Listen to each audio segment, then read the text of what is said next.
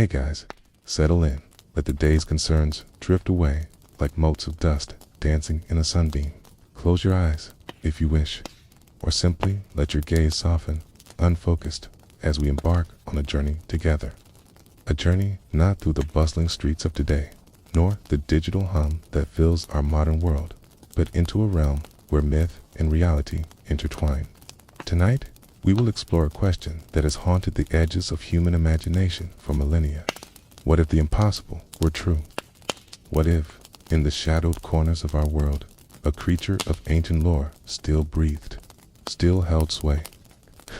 What if Medusa was real?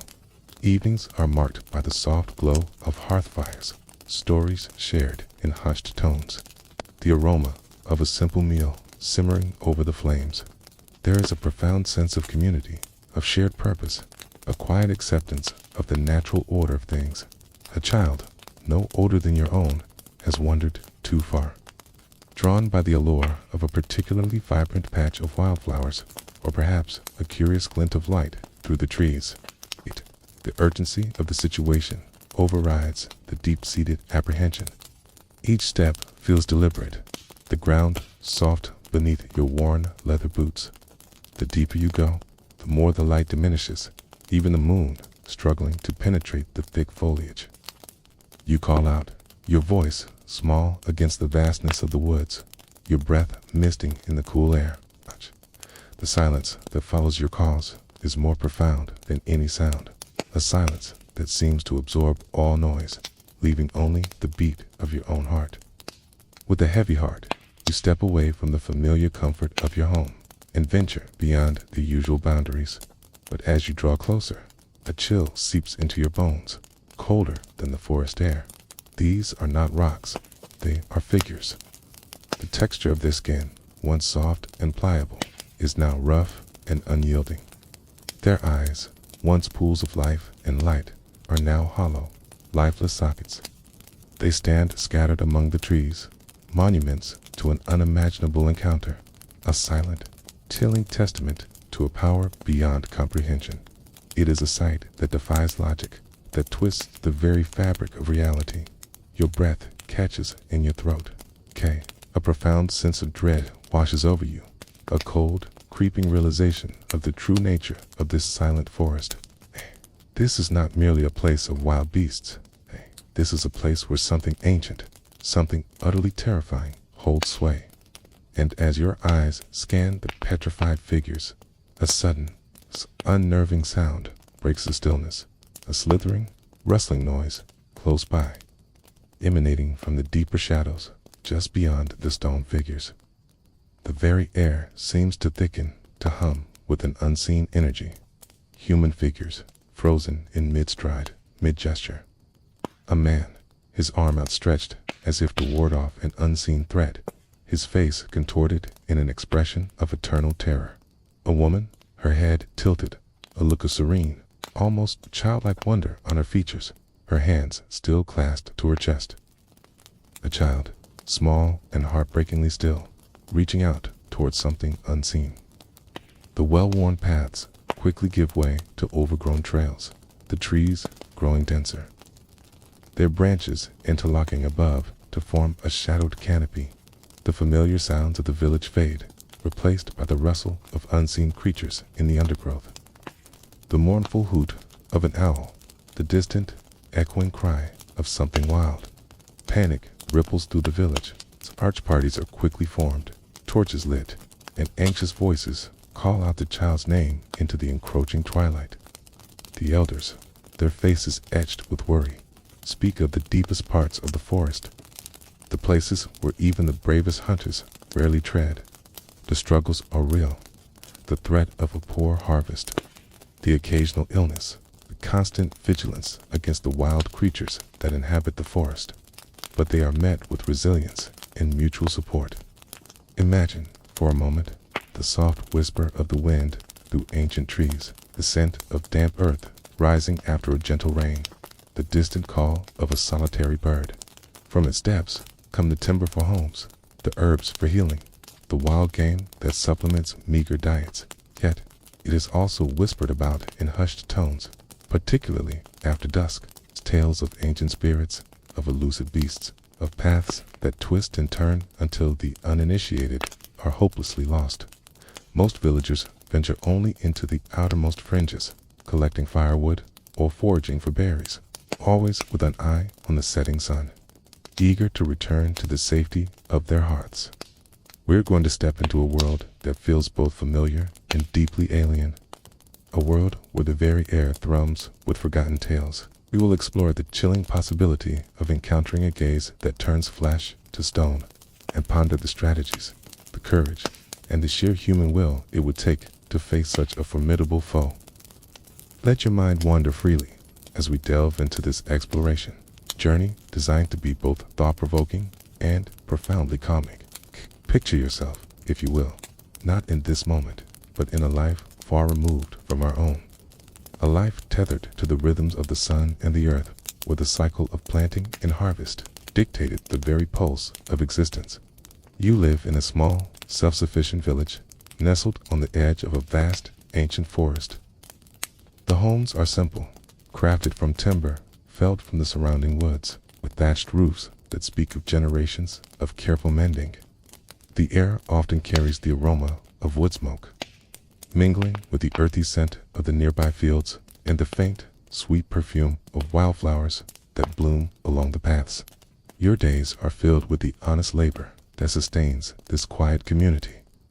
Perhaps you are a weaver, your hands deftly guiding the shuttle through the warp and weft, creating sturdy cloth that keeps families warm through the chill of winter. Or a potter, shaping clay from the riverbed into practical vessels, feeling the cool, pliable earth respond to your touch. Perhaps you tend the small flock of sheep, their gentle bleating a constant, comforting backdrop to your thoughts as you guide them across the emerald pastures. The tasks are repetitive, perhaps, but there is a deep satisfaction in the tangible results.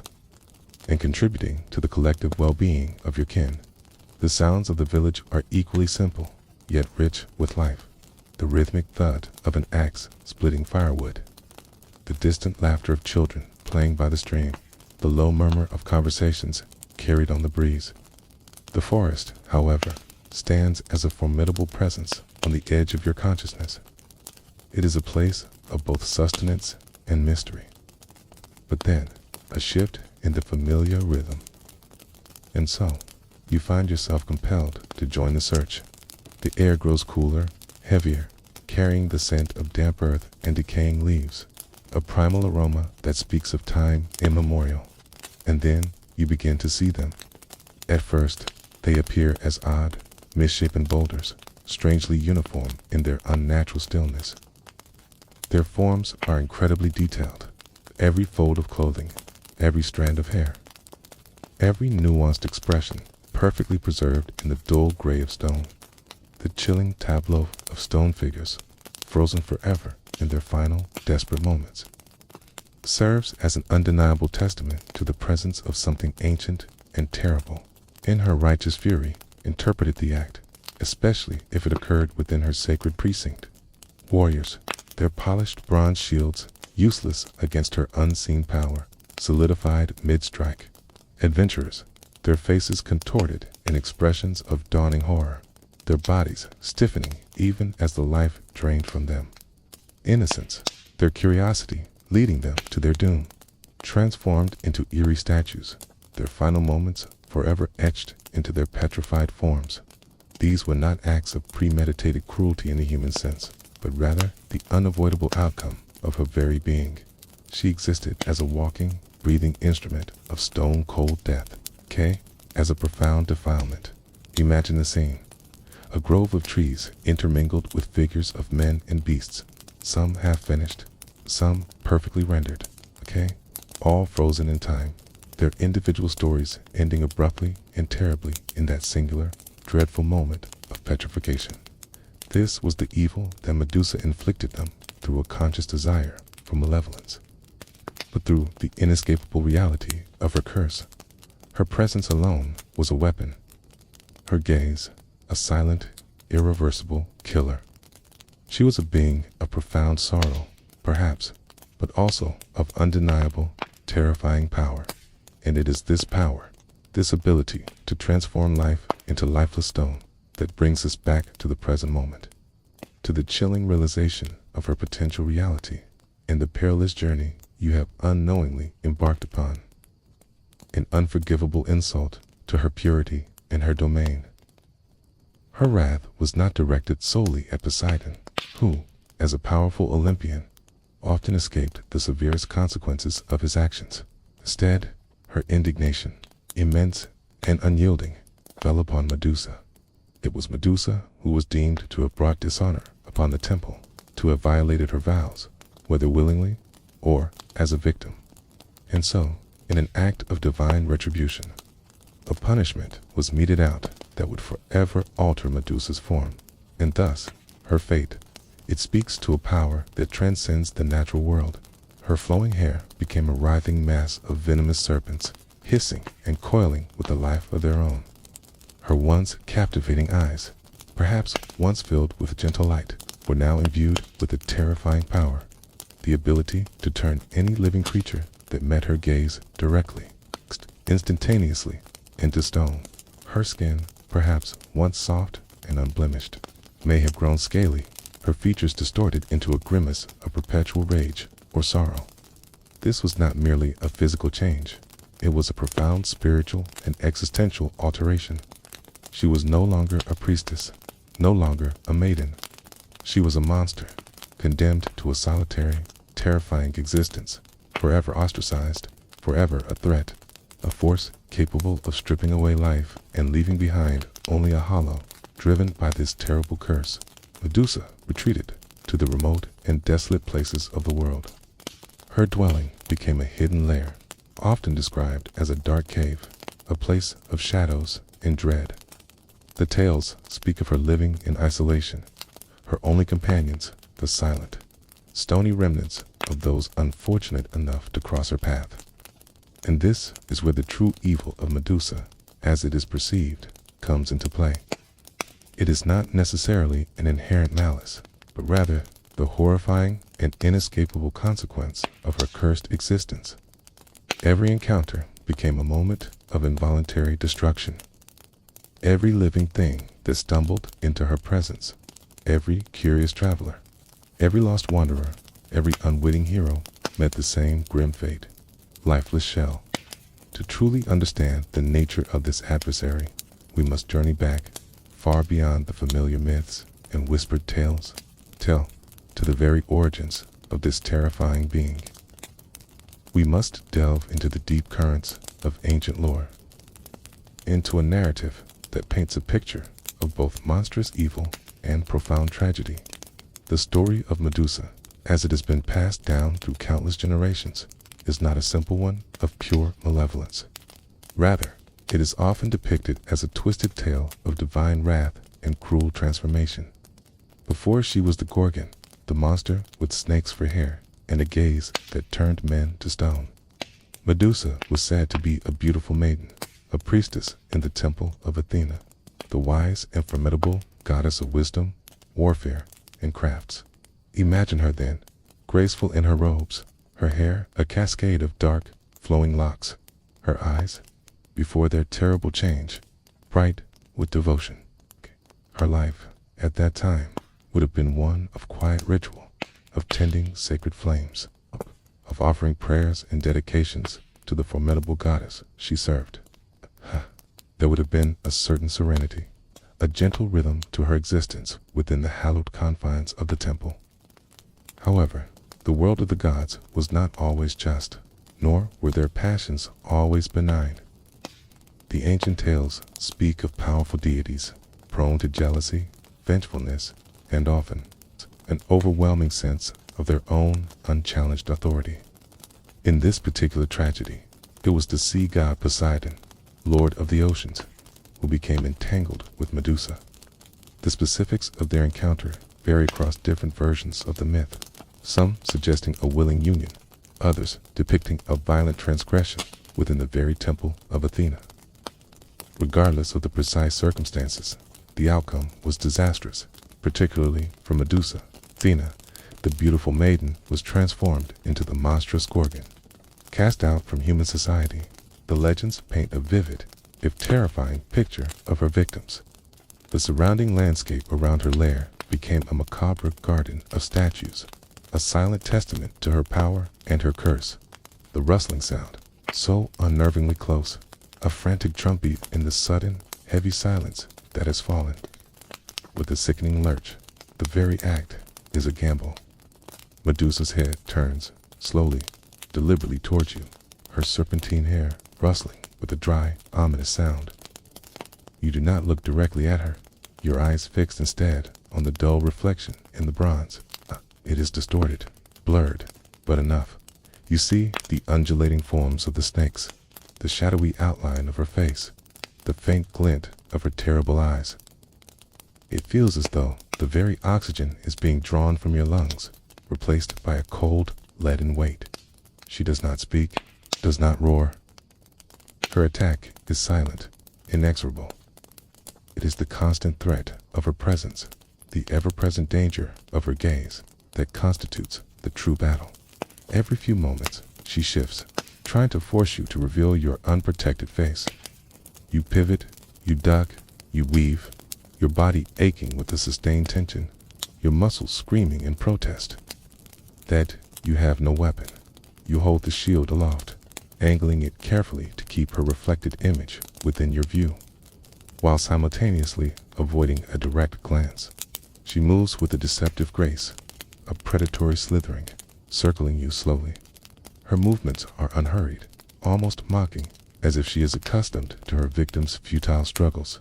The air fills with the low, incessant hiss of her serpentine hair, a sound that grates on your nerves, threatening to unravel your focus. No shield. You circle her, keeping the shield between you and her deadly gaze, using the petrified figures as both cover and a chilling reminder of the stakes. The ground is uneven, littered with roots and damp leaves, making every step treacherous. You must maintain your balance, your composure, your precise angle of the shield.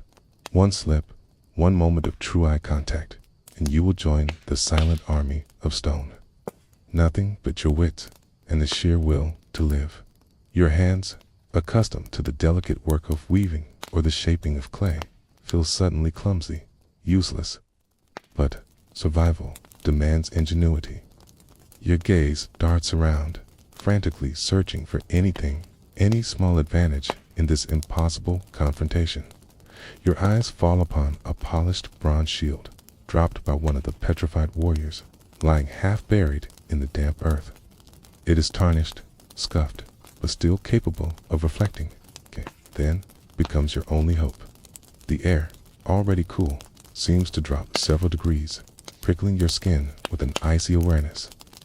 You stand there, amidst the silent, stone victims, a living, breathing testament to the horror that awaits. The faint, metallic scent of something sharp and vital hangs in the air. A scent you cannot quite place, but which stirs a profound unease, and pulls you abruptly from the grim contemplation of the petrified forms. It is the sound of scales against stone, of something ancient and powerful moving through the undergrowth. Every instinct screams at you to flee, to turn and run back through the dense forest, to seek the safety of your village, however distant it now seems. But a deeper, more primal response takes hold, a desperate, unyielding urge to survive. You are no warrior, no seasoned hero of epic tales. You are an ordinary person, thrust into an extraordinary, terrifying predicament. Your heart pounds against your ribs. Then she emerges. Not in a sudden, dramatic reveal, but with a slow, deliberate movement from the deeper shadows. The tales, the ancient whispers, could not have prepared you for the reality. Her form is undeniably human in its overall silhouette, yet horrifically distorted. The serpents that writhe upon her head are not merely symbolic. They are living, hissing entities, their scales shimmering with an iridescent sheen in the faint light that filters through the canopy. Their tiny, unblinking eyes, like polished obsidian, seem to track your every tremor. Her face, whether a mask of fury or a visage of sorrow, is one you instinctively know you must not gaze upon directly. It is a face of profound power, capable of obliterating your very existence. You realize, with a surge of adrenaline, you lunge for the shield, your fingers closing around its worn handle. The fight is not one of brute force or clashing blades. It is a battle of wills, of strategic movement, of agonizing self-control. You begin to move, too, slowly at first, then picking up a desperate pace. She projects an aura of immense power, a palpable pressure in the air around her. The relentless tension of the standoff gnaws at your composure. Each strained breath feels like a struggle, each movement an immense effort. The constant need to keep her reflected image in the shield, to avoid even the briefest, most accidental direct glance, drains your energy, leaving you mentally and physically exhausted. The hiss of her serpentine hair, once merely unnerving, begins to feel like a hypnotic drone, a sound designed to wear down your defenses, to lull you into a fatal mistake. You are not a creature of this shadowed world. Your body, accustomed to the steady rhythms of village life, protests the prolonged exertion, the constant stress. Your muscles begin to tremble with fatigue, your arms aching from holding the shield aloft. The texture of your skin, once warm and soft, transforms, growing rough and cold. Your vision, before it finally dims, catches a glimpse of your own hands, stretched out before you, their flesh already taking on the dull, lifeless hue of stone. You are aware of your own impending doom, conscious of the loss of warmth, of movement, of thought itself. The world begins to blur, the vibrant greens of the forest fading to a monochromatic gray. The sounds become muted, distant, then finally, nothing. You are now another addition to her grim garden, another silent testament to her power. Motionless, frozen, captured. You can hear your heart, a frantic drumbeat seconds ago, slowing, struggling, before finally, mercifully, fading to silence. You are no longer fully human. You are caught in the agonizing liminal space between flesh and rock, between life and static oblivion. A dull ache settles behind your eyes, the strain of focusing on the distorted reflection, constantly calculating angles and movements. She observes your transformation with an impassive gaze, perhaps a flicker of ancient sorrow in her eyes, or perhaps merely the detached observation of a being long accustomed to this grim spectacle. She makes no move to finish you, for the curse has already begun its work. You are her captive, not in chains, but in a far more profound and terrifying way. You are a prisoner within your own hardening form, a living monument to your own defeat. The damp, clinging air of the forest, once merely cool, now feels heavy, oppressive, as if it conspires with the Gorgon to weigh you down. And then it happens, not with a sudden, overwhelming blow, but with a subtle, insidious shift. So Medusa, in her ancient cunning, changes her tactic. She seizes her relentless circling, her attempts to force a direct gaze. Instead, she moves with a swift, unexpected lunge, not at you, but to obscure your only line of sight. It is not the chill of the forest, but something far more internal, more terrifying. Your limbs stiffen, a heavy, leaden sensation beginning to seep into your muscles, a terrifying numbness creeping through your veins. You try to move, to raise the shield again, but your arms feel impossibly heavy, sluggish, as if submerged in thick tar. Your jaw tightens, your breath catches, a silent, desperate gasp. The world around you seems to slow, the sounds of the forest receding into a distant hum. You are aware of a profound, paralyzing stillness taking hold, a sensation that is both horrifying and, paradoxically, strangely serene. The process of petrification, for those first few moments, is not one of sudden, blinding pain, but of an inexorable, terrifying cessation of movement, of life. A massive, petrified tree trunk, a silent sentinel from a long-dead encounter, stands directly in your path. With an unnerving speed, she positions herself behind it, momentarily disappearing from your reflected view. Panic, cold and sharp, lances through you. For a fleeting instant, your shield, your only defense, is useless. Your eyes, instinctively seeking her, flicker towards the spot where she was. In that infinitesimal fraction of a second, that desperate search for her reflected image, your gaze strays too far. It is not a direct, prolonged stare, but a glancing, peripheral contact. Just enough. A wave of profound, icy cold washes over you, starting from the crown of your head and spreading rapidly downwards. You feel your body, once so agile and responsive, becoming rigid, unyielding. Medusa emerges from behind the tree, her serpentine hair hissing softly, a faint, almost imperceptible sound of triumph in the air. The process of complete petrification is not instantaneous. It is a slow, agonizing creep of stillness, a gradual closing down of senses. The world has become a cold, unyielding shell around you. It's a sensation of petrification. That dreadful hardening from within is an experience beyond human comprehension. Your limbs are heavy, your breath shallow, your vision already dimming to a monochrome blur. Yet, even in this agonizing stasis, a spark remains. It is an almost impossible act, a last defiant twitch of free will against the overwhelming power of the curse. The immediate outward progression of petrification, the hardening of your face and exposed skin, slows, then seems to pause. The hiss of Medusa's snakes, once a distant, unnerving sound, now feels disturbingly close, resonating through the very air around you, a dry, scaly whisper that seems to coil around your awareness. By removing the primary conduit of her power, we're no longer immediately susceptible to her charms, her dreadful ability to turn you to stone with a glance. But she is still there, her presence a palpable threat, a looming shadow in the darkness. You can sense her circling you, perhaps confused by your unexpected resistance, perhaps intrigued by this unique defiance. The air around you seems to crackle with an unseen energy, her power still radiating, still pressing down upon you, tempting to complete the transformation. You can feel the subtle vibrations of her movements through the earth beneath you, a faint tremor that registers deep in your unyielding body.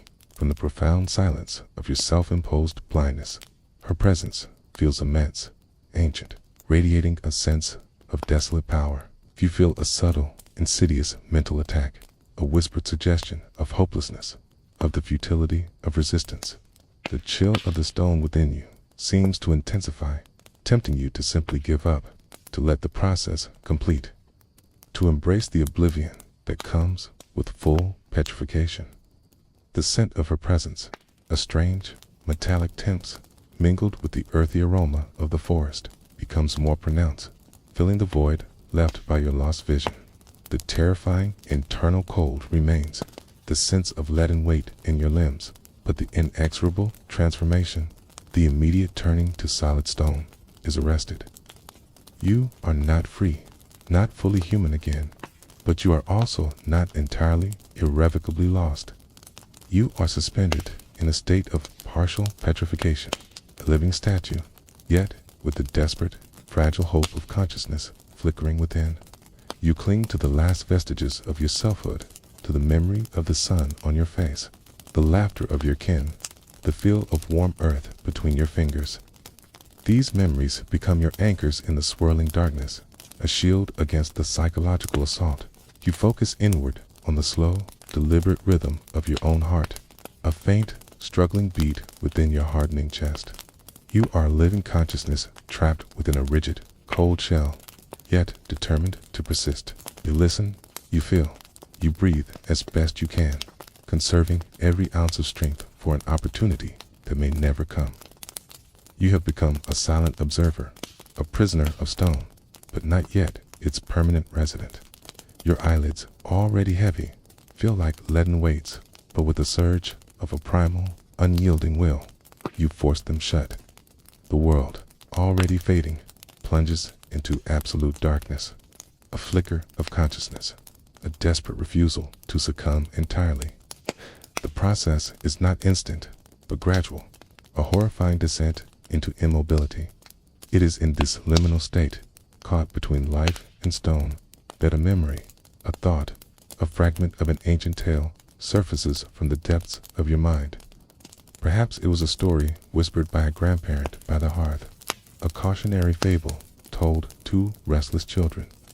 A detail seemingly insignificant in the retelling now becomes a beacon in your fading world. The heroes of old, the legends say, did not always face such monsters head-on. They used cunning, ingenuity. They averted their gaze. Even as the cold grasp of stone tightens around your form, a single, desperate resolve blooms within your rapidly stiffening mind. Close your eyes. This act, seemingly simple, is a radical defiance. It is a withdrawal from the visual assault, the direct channel through which Medusa's power manifests. In this profound darkness, stripped of sight, your other senses, dulled by the curse, begin to sharpen in a new, disquieting way. This forced blindness becomes a paradoxical sanctuary. Her influence is not merely visual. She can project a chilling aura, a psychological pressure designed to break the will. But you resist. The passage of time within the confines of partial petrification loses its conventional meaning. Minutes stretch into what feels like hours, hours into an eternity. You sense her movements, the subtle vibrations as she perhaps shifts her weight, the faintest rustle of her serpentine hair. She lingers, a predator confused by prey that refuses to fully succumb, perhaps waiting for your will to finally break. Her power still radiates, a subtle, almost magnetic pull towards utter stillness, towards the final, cold embrace of stone.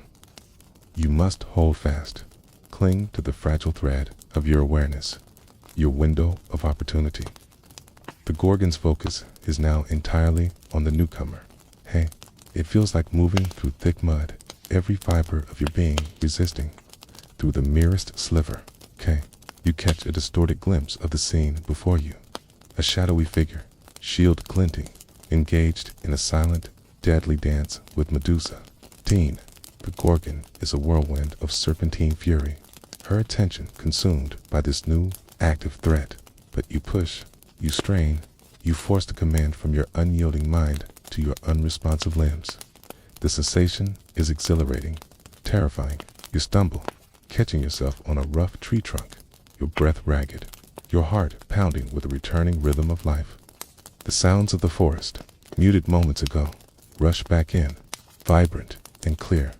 The rustle of leaves, the chirping of unseen insects, the distant call of a bird, the memory of the child lost in the forest, the faces of your kin, the warmth of your village hearth. These images flood your mind, fueling your struggle. The figure of Medusa, once terrifying in her living horror, is now a silent, inert form, her serpentine head severed, lying on the damp earth beside her body. Let the calmness of this journey settle over you, a gentle quietude. The challenges of the ancient world, like the concerns of your own day, can now recede.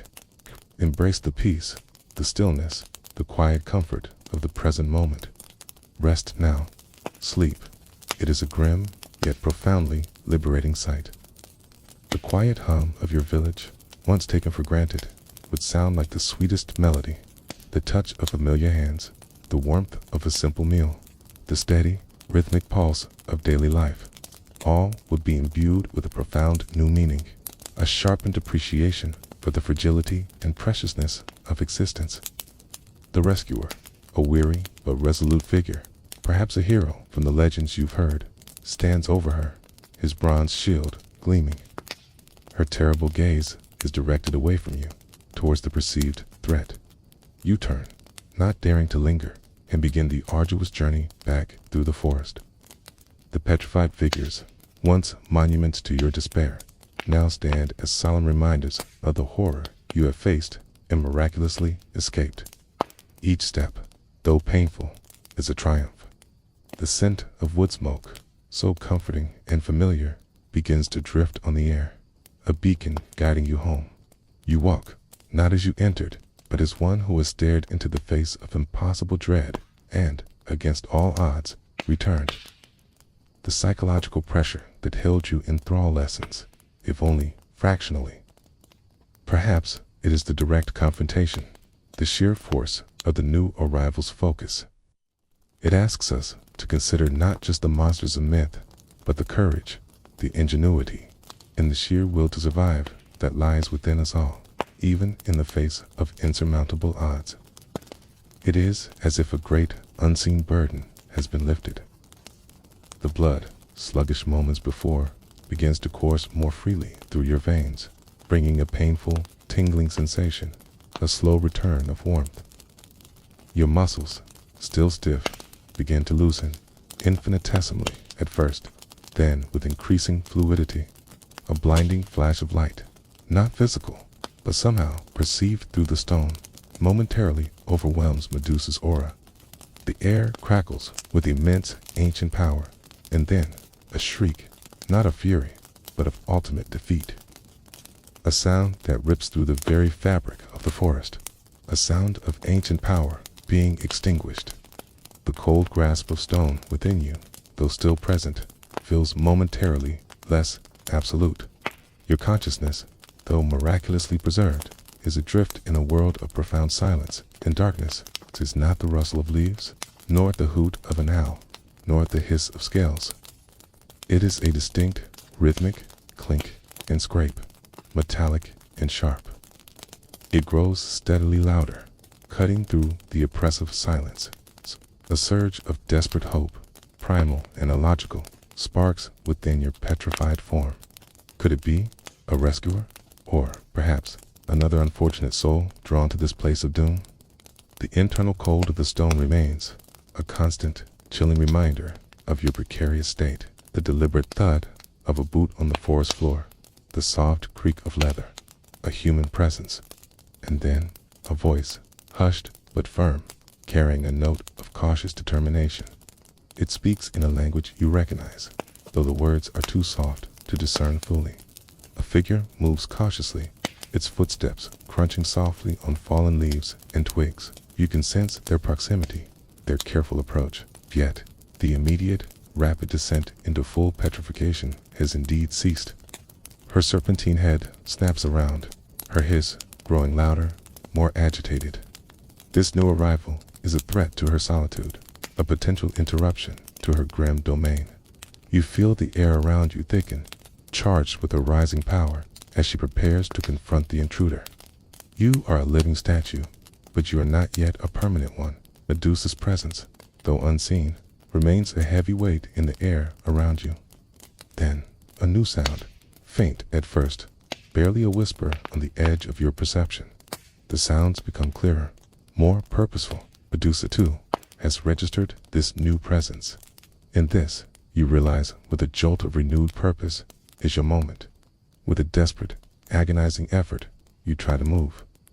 Your muscles, still heavy and stiff, protest. Your eyelids, still stubbornly shut, require every ounce of remaining will to prise open just a fraction.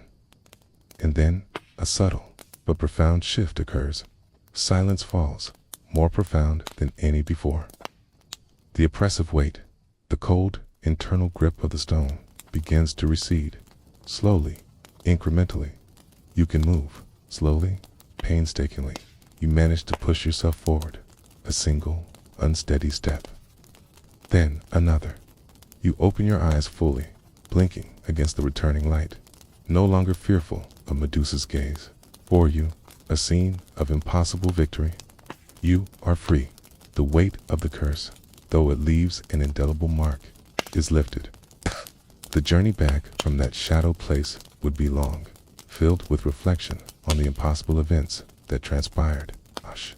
The tale of Medusa, of a curse and a terrifying power, reminds us that within the vast tapestry of human imagination, there are forces that defy easy understanding.